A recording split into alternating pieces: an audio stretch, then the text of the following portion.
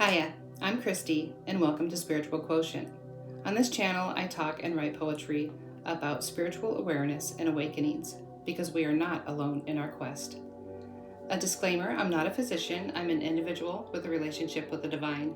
I love to learn and talk about the processes of human relations, and I write about the strongest and most powerful energy on earth, which is love. There are many stages to spiritual awakening, and one of them is letting go, and today I'm going to take a few minutes to talk about that, and I will be reading from my notes. Letting go is letting go of control, attachments, and ego-driven desires, and surrendering to the flow of life. The lessons I have learned from searching my soul are developing into a greater and safer love. Removing people or situations from your world and mind is an important step. You cannot grow with others surrounding you, bringing you down and keeping you stuck and stagnant, which differs from contentment. Changing a particular behavior of your own will mean that whoever participates in that behavior with you must be removed. Addiction and codependence of another person are two of the most complex challenges in life, and they can deconstruct your soul into fragments. It is painful. No one wants to walk away from people they love. You will go through a period of grief. We are told to walk away and look inward over and over during treatment and therapy of any kind, but the results are astonishing. The quietness that follows is when you begin to heal slowly. At the time of detachment, we naturally want closure. I have sent letters and had conversations in person. Some have quietly passed, and others have tried to hang on in the periphery without communication. This is a tricky part where you must believe you are doing the right thing in your heart. Your heart will always speak to you. Overthinking, guilt, shame, jealousy, grief, and many other emotions will cause physiological reactions. So I slowed down and said no when I didn't want to do something, and yes when I wanted to. Then after I was square with myself, with great help from God, I couldn't hurt myself. I don't want to hurt others. I tried to mend or understand the hurt caused by those emotions, words, or actions I have caused. I reached out to everyone who either hurt me or I hurt them or both. I looked for answers to my behaviors within myself, but I could find closure when talking to the person involved. Sometimes the other person is not ready to discuss the issues. That is okay. It is not their responsibility to give you closure. An apology or two would probably be nice, but they may never come. And we cannot guarantee changes with apologies. It is our responsibility to find peace in our past. People will either come back into your life or become your past. I've had tears falling, people yelling in my face, and my life threatened. No one's opinions of me or my past will stop my growth. Some people in my life took a few months to return to me after our interaction. Some relationships can become healthier when you work out how to respond instead of reacting.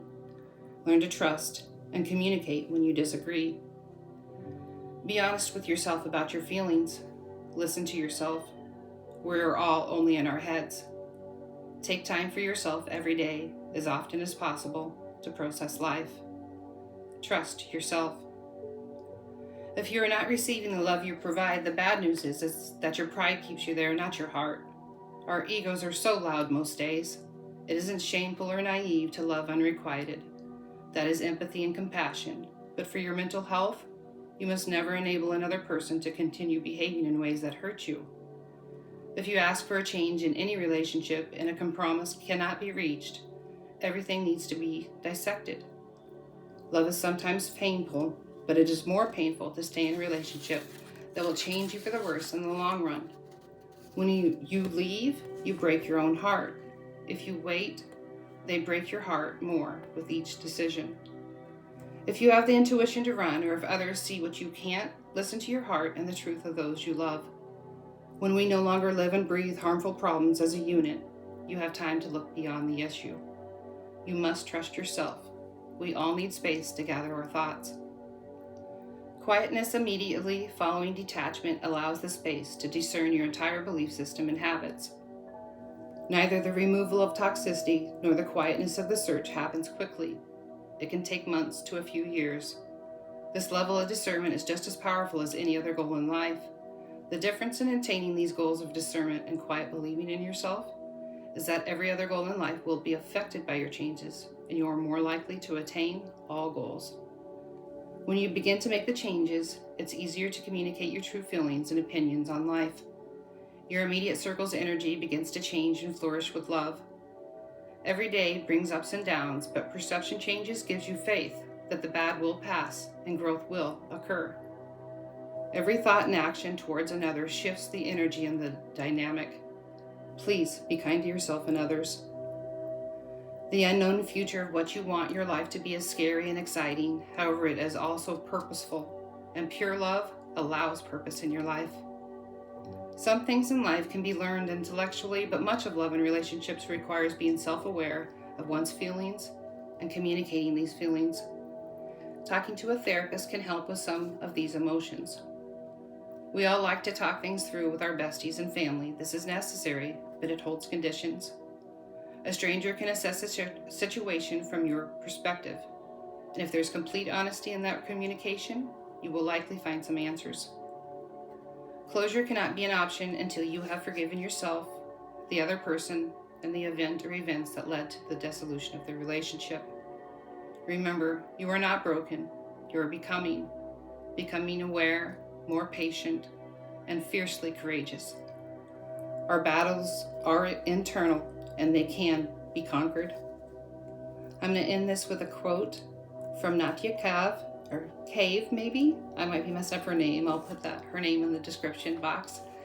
But it's from her book, 21 Tales Later. We cannot control if someone chooses to invest in us and how they do so.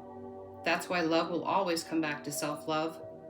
The relationship you have with yourself will dictate the type of person you choose to invest in. When you respect, honor, appreciate, and take care of yourself, you will attract someone who does the same. When you live your life in your truth, you will be able to see genuine people. Thank you, Natija, and thank you everyone for listening. Please like and subscribe, and I'll see you again soon.